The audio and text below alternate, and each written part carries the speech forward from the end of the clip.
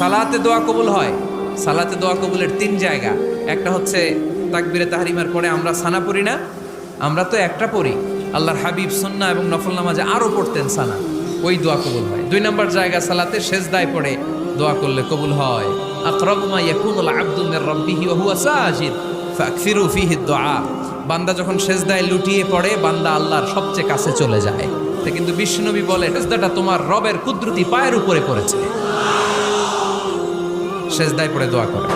সালাম ফিরানোর আগে বিশ্বনবী দোয়া করতেন, লা ইউসাল্লিমান্না আহাদুকুম হাত্তা ইয়াতাআওয়াযা মিন আরবা'a।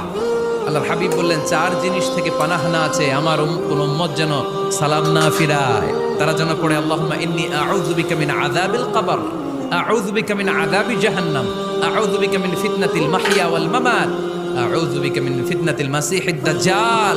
আল্লাহ কবরের আযাব থেকে বাঁচাও, আল্লাহ জাহান্নামের আগুন থেকে বাঁচাও, আল্লাহ জীবন